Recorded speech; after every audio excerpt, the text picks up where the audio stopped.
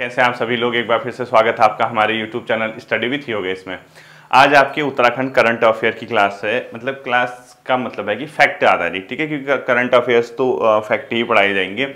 और ये जो क्लासेस है ये सभी के लिए है। ईओ के एग्जाम में आपकी करंट अफेयर आनी है, आरओ में आपकी करंट अफेयर आनी है, बंदी रक्षक में आपकी करंट अफेयर आनी है। तो जो भी आपकी एग्जाम है सभी एग्जाम के लिए समान रूप से उपयोगी है, ठीक है। दूसरी चीज, क्योंकि अब देखो उत्तराखंड करंट अफेयर एक ही दिन में 50 क्वेश्चन ऐसे नहीं, 20-22 क्वेश्चन भी अगर एक दिन में हो जाते हैं तो फिर ऐसे हम कवर कर लेंगे, ठीक है।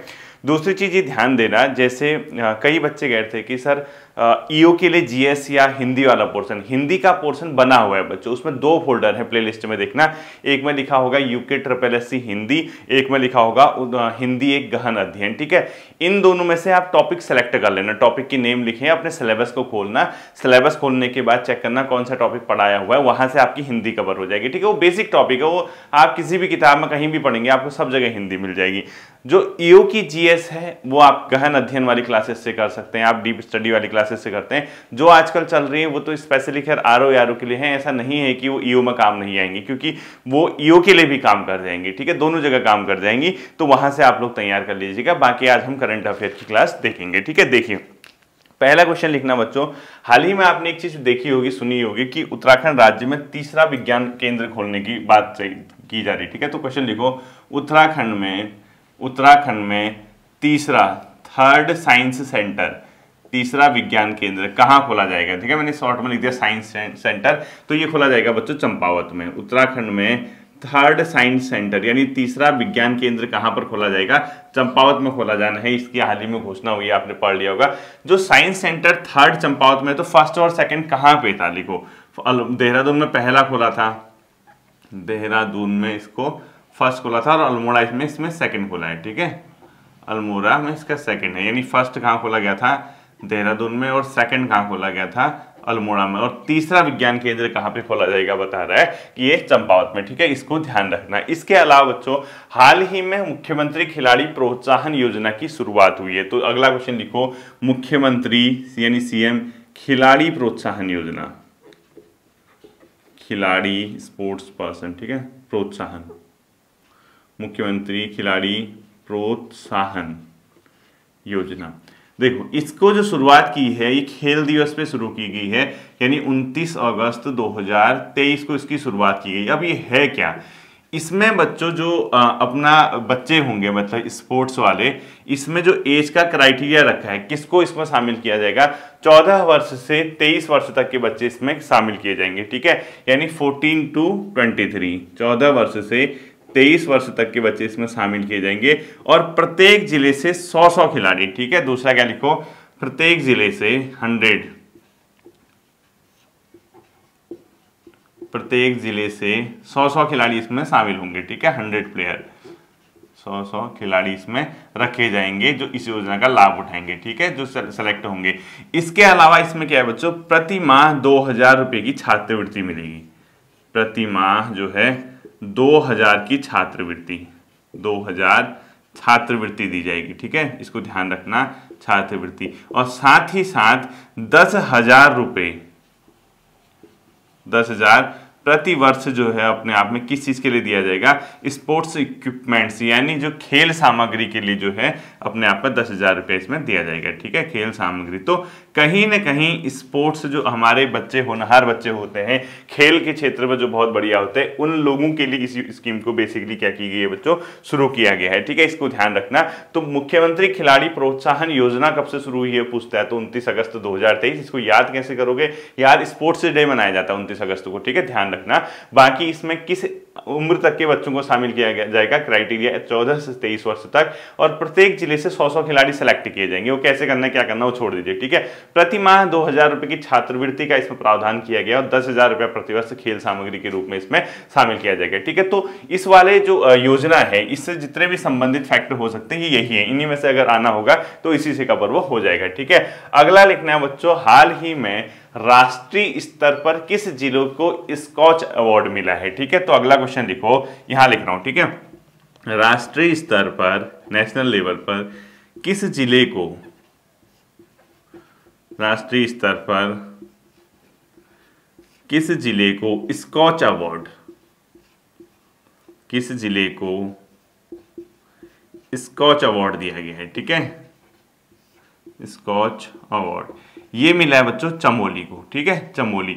अभी आप कहोगे सर स्कॉच अवार्ड के क्षेत्र में क्या दिया जाता है, क्या चीज है, मतलब अब मैं आपको बताता हूँ। देखो जो राष्ट्रीय ग्रामीण आजीविका मिशन है, यानी नेशनल रूरल लाइवलीहुड मिशन है, उसके तहत चमोली जिले में जो स्वयं सहायता समूहों को प्रोत्साहन मिला है, जो महिला स्पेशली महिला स्वयं सहायता समूह हैं, उनको ट्रेनिंग देके, उनको उत्पाद बनाने का प्रशिक्षण देके, उनके द्वारा अपने लिए उत्पाद बनाए जा रहे हैं, बाजार में बेचे जा रहे हैं। तो इस प्रकार की कुछ एक्टिविटीज चमोली जिले में बहुत बेहतर हुई हैं। इसी को ध्यान में रखते हुए राष्ट्रीय स्तर पर चमोली जिले को स्कॉच अवार्ड दिया गया है, ठीक है। और चमोली को किस क्षेत्र में दिया गया है, राष्ट्रीय ग्रामीण मिशन, लिखो राष्ट्रीय ग्रामीण आजीविका मिशन, राष्ट्रीय ग्रामीण आजीविका मिशन में बेहतर प्रदर्शन करने हेतु लिख दो, ठीक है, राष्ट्रीय ग्रामीण आजीविका मिशन में बेहतर प्रदर्शन करने हेतु, राष्ट्रीय ग्रामीण आजीविका मिशन में बेहतर प्रदर्शन करने हेतु क्या दिया है, चमोली को अवार्ड मिला है, ठीक है। इस चीज को ध्यान में रखना, आप स्वरोजगार को इससे बढ़ावा मिला है। अगला देखो 69th यानी 69वें राष्ट्रीय फिल्म अवार्ड्स में उत्तराखंड की किस मूवी को, एक था गांव मूवी, आपने सुनी देखी जो भी है, प्लाइन पे एक मूवी बनी हुई है, यहाँ पे 1 घंटे की एक मूवी बनाई हुई है, उसको जो अवार्ड मिला है बेस्ट नॉन फीचर फिल्म का अवार्ड, ठीक है। लिखो 69वें यानी 69, ठीक है, 69वें राष्ट्रीय फिल्म पुरस्कारों में, यानी 69वें राष्ट्रीय फिल्म पुरस्कारों यानी नेशनल फिल्म अवार्ड्स, मैंने शॉर्ट लिख दिया, ठीक है, 69वें राष्ट्रीय फिल्म पुरस्कारों में किस फिल्म को best non feature film award मिला है, ठीक है, best non film feature award,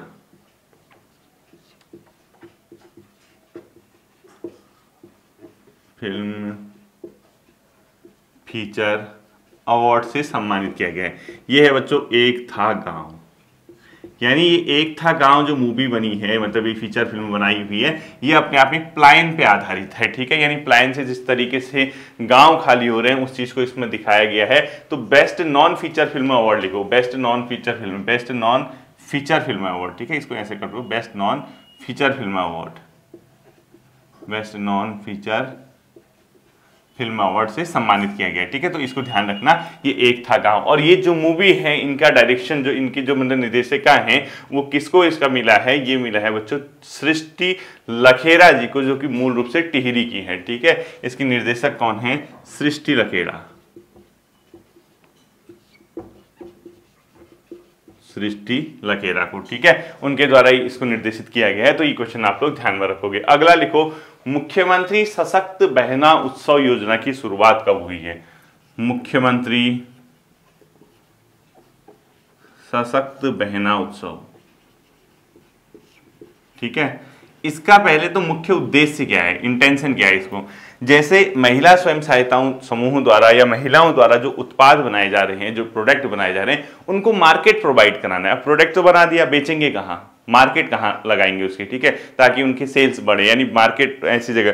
तो सार्वजनिक स्थलों का चयन करके महिला स्वयं सहायता समूहों को या महिलाओं को उनके द्वारा बनाए गए उत्पाद का बाजार उपलब्ध कराना ही इसका लक्ष्य है, ठीक है। तो मुख्यमंत्री सशक्त बहना उत्सव योजना का मुख्य उद्देश्य लिखो, महिलाओं द्वारा, पूरा आंसर लिखना है इसको, ठीक है, महिलाओं द्वारा बनाए गए उत्पादों को बाजार उपलब्ध कराना इसका उद्देश्य है। क्या लिखोगे, महिलाओं द्वारा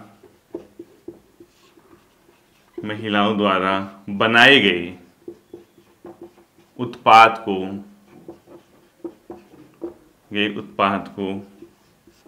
बाजार उपलब्ध कराना,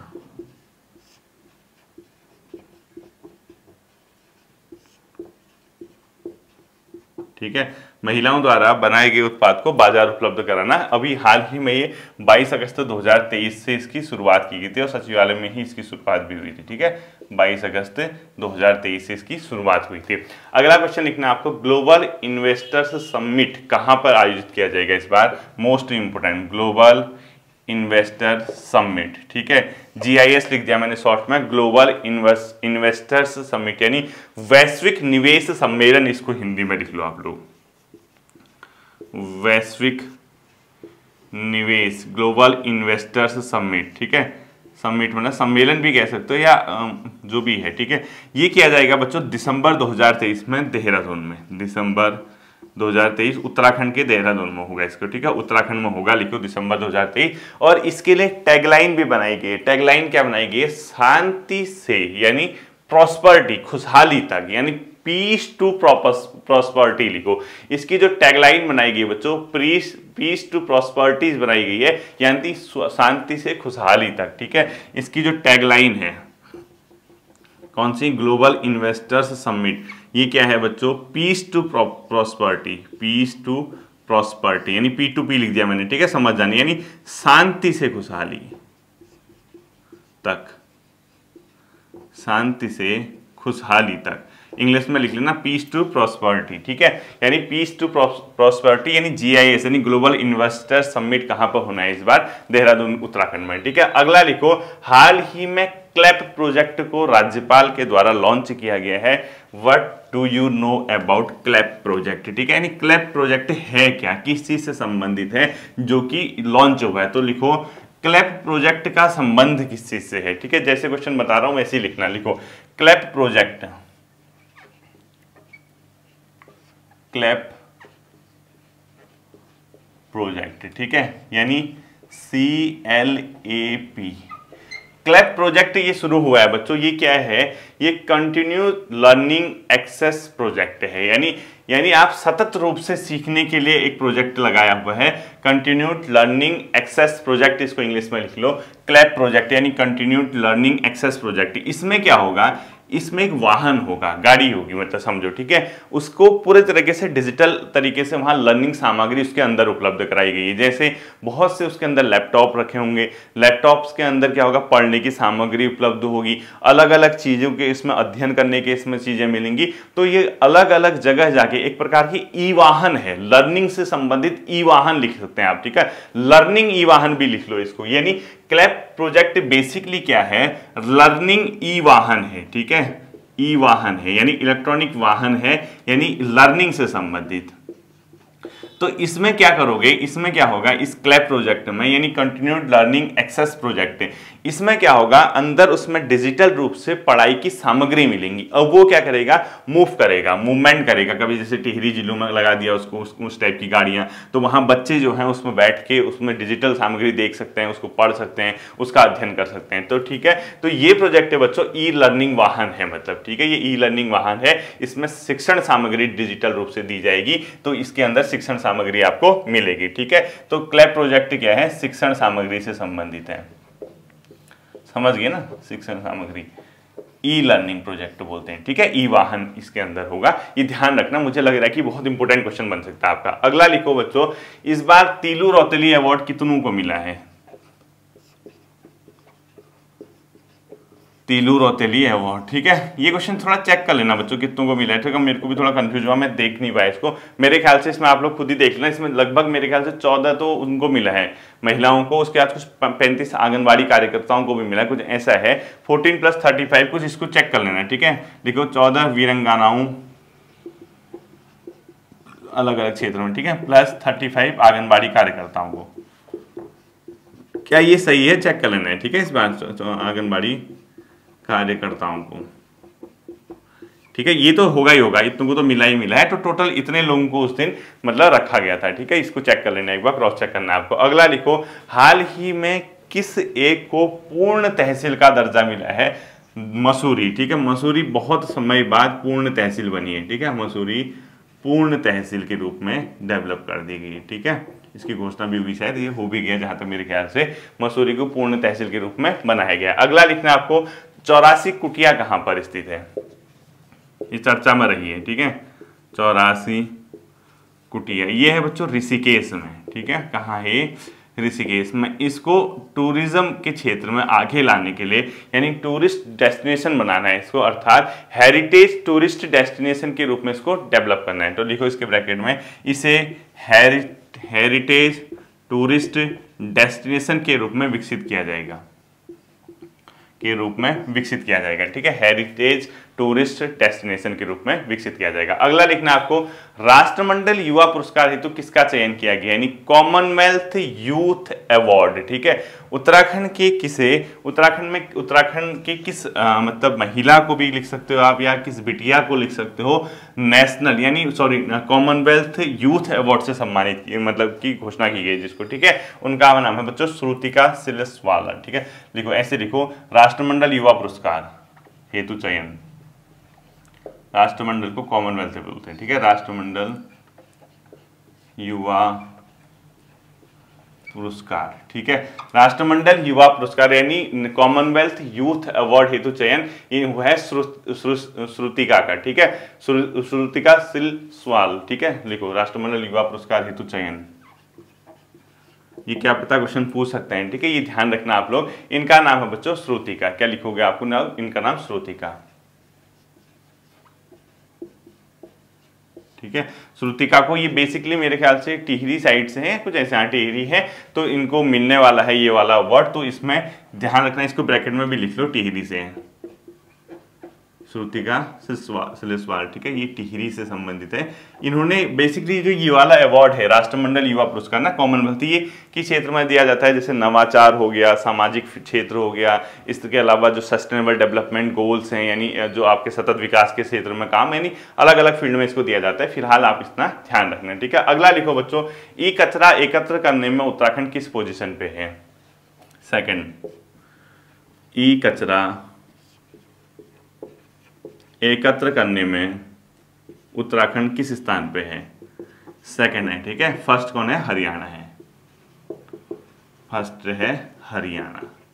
उत्तराखंड किस पोजीशन पे है ई कचरा एकत्र करने में, सेकंड पे, फर्स्ट पे हरियाणा है। नेक्स्ट लिखना है बच्चों, अखिल भारतीय पुलिस विज्ञान कांग्रेस का आयोजन कहाँ किया जाएगा। ठीक है, लिखो all India police science Congress का आयोजन कहाँ किया जाएगा, ये होगा बच्चों देहरादून में अक्टूबर में।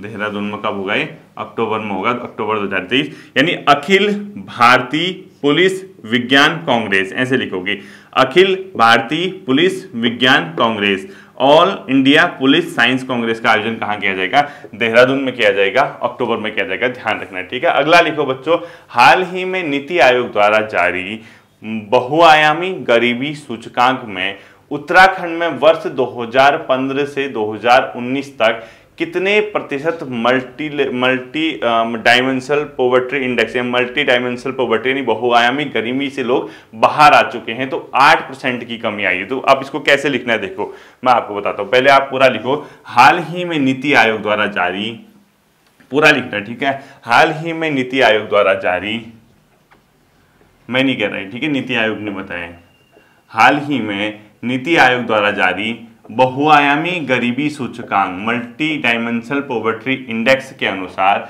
मतलब मल्टी लेवल पॉवर्टी इंडेक्स में उत्तराखंड में, पूरा लिखना, उत्तराखंड में वर्ष 2000, पूरा लिखना। ठीक है, उत्तराखंड में वर्ष 2015-16 से 2019 से 21, वर्ष 2015-16 से 2019 to 21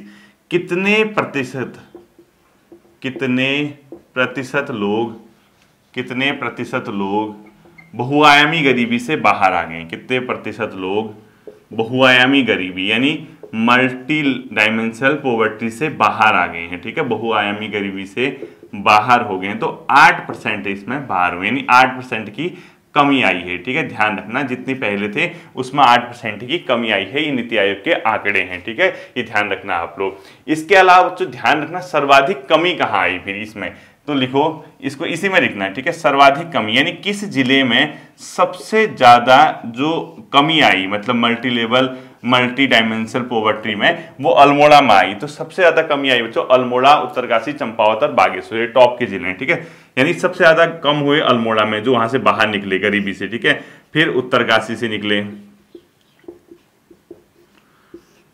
फिर किससे निकले, अल्मोड़ा उत्तरकाशी के बाद चंपावत बागेश्वर। ठीक है,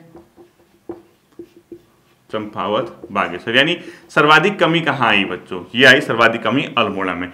और सबसे कम कमी आई, इसका उल्टा, सबसे कम, ये इसमें कंफ्यूज मत करना। ठीक है, सबसे कम कमी ये आई बच्चों पौड़ी में। सबसे कम कमी कहाँ आई? पौड़ी में आई। ठीक है, ध्यान रखना, सबसे कम कमी कहाँ आई? पौड़ी में आई। उसके बाद नैनीताल और देहरादून में। ठीक है, ये ध्यान रखना आप लोग, नैनीताल व देहरादून। अब आप इसको समझे नहीं समझे पता नहीं, इसका मतलब होता है कि जो मल्टी डायमेंशनल पॉवर्टी इंडेक्स होता है, ये सिर्फ इस आधार पे नहीं होता है कि आपके पास खाने के लिए है या नहीं है, आप कितना कमा रहे हो। मल्टी डायमेंशनल पॉवर्टी में क्या होगा? आपकी अन्य चीजें देखी जाएंगी, आपका जीवन स्तर देखा जाएगा, आपका शिक्षा का स्तर देखा जाएगा, स्वास्थ्य का स्तर देखा जाएगा। इन सब को देखने के बाद मल्टी डायमेंशनल पॉवर्टी इंडेक्स बनाए जाते हैं। ऐसा नहीं कि भाई 200 रुपया कमा रहे हैं, आप करोड़ों कमा लो, आप हजारों कमा लो, शरीर से अगर स्वस्थ ही नहीं है तो फिर आप गरीब हैं। अगर आप 10 करोड़ रुपए आपके पास, आप अनपढ़ हैं तो आप गरीब हैं। तो ये सब चीजें इसमें काउंट की जाती हैं मल्टी डायमेंशनल पॉवर्टी इंडेक्स में। ठीक है, तो ये इसमें ध्यान रखना। इसी की तरीके से बच्चों नीति आयोग ने एक और आंकड़ा अभी हाल ही में निकाला, वो बोलता है निर्यात तैयारी सूचकांक। तो देखो, नीति आयोग द्वारा हाल ही में जारी निर्यात तैयारी सूचकांक में उत्तराखंड को किस पोजीशन पे रखा गया है? नीति आयोग द्वारा जारी निर्यात तैयारी सूचकांक यानी एक्सपोर्ट प्रिपेयर्डनेस इंडेक्स, ठीक है, तैयार सूचकांक में उत्तराखंड को देश में किस पोजीशन पे मिला? उत्तराखंड देश में बच्चों 9th पोजीशन पे है, 9वें पोजीशन पे। ठीक है, और हिमालयी राज्यों में फर्स्ट में है, हिमालयी राज्य में प्रथम है। कौन? उत्तराखंड। हिमालयी राज्य में उत्तराखंड फर्स्ट लिखो। ठीक है, यानी हिमालयी राज्य में तो उत्तराखंड ने क्या किया है? टॉप किया है, और पूरे देश में 9वें। तो पूरे देश में टॉप में कौन है? ये जीएस का क्वेश्चन है। ठीक है, तमिलनाडु, फिर सेकंड में महाराष्ट्र और थर्ड में गुजरात, जो भी लिखते हो। ठीक है, तमिलनाडु और महाराष्ट्र टॉप में आते हैं। उसके बाद जो है, जो अलग है कर्नाटक और गुजरात, वो सब छोड़ दो, कर्नाटक गुजरात लिख लो चाहो तो। बट तैयारी सूचकांक में उत्तराखंड देश में 9वें स्थान पे, ध्यान में इसको रखोगे। ठीक है, अगला लिखो, जैविक इंडिया अवार्ड लगातार 4वीं बार किस राज्य ने जीता है? ये जीता है बच्चों उत्तराखंड ने। ठीक है, लिखो जैविक इंडिया अवार्ड लगातार 4थी बार,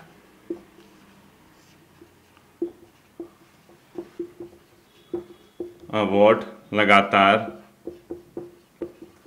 4th टाइम यानी 4थी बार किसने जीता है? उत्तराखंड ने जीता है। इसको भी ध्यान में रखना। और लास्ट क्वेश्चन लिखो, राज्य तथा देश का पहला पोर्टेबल राशन गोदाम कहां खोला गया है? देश का पहला पोर्टेबल, पोर्ट हो जाता है, ठीक है, पोर्टेबल राशन गोदाम ये खोला गया बच्चों रामनगर में। कहां पे खोला गया? रामनगर में इसको खोला गया। ठीक है, ये थे आपके 15-20 क्वेश्चन जितने भी थे, क्योंकि ये उत्तराखंड के मैंने पहले पढ़ाए हुए हैं। आप लोगों को जिसके आगे एग्जाम है वो ये चीज ध्यान रखना। उनको अगर ये लगता है कि उत्तराखंड कहाँ से करें, उत्तराखंड का एक फोल्डर बना हुआ है करंट अफेयर का, उसमें आप ये इस साल के, क्योंकि सब उसी में है, 2020 भी उसी में, 20-21 उसमें, 21-22 उसमें, 23 भी उसी में। तो लास्ट की जो पिछले 6 महीने की करंट अफेयर होगी, आप जब उस प्लेलिस्ट में जाओगे, उत्तराखंड करंट अफेयर 20-21, 21-22, 22-23 कुछ ऐसा लिखा होगा, तो उस फोल्डर पे जाओगे, तो जब फोल्डर में वीडियोस देखोगे एंड की ओर आना, तो लास्ट की 6 महीने 1 साल की वीडियोस आप लोग चेक कर सकते हैं वहां से। ठीक है, तो उत्तराखंड करंट अफेयर की ये क्लास थी, छोटी सी क्लास थी, फैक्ट आधारित थी, क्योंकि फैक्ट ही आपका पेपर में पूछा जाएगा। एक बार इसको रिवीजन कर लेना, सही तरीके से आपका तैयार हो जाएगा। फिर मिलता है अगले सेशन पर, अपना ध्यान रखिएगा। Thank you.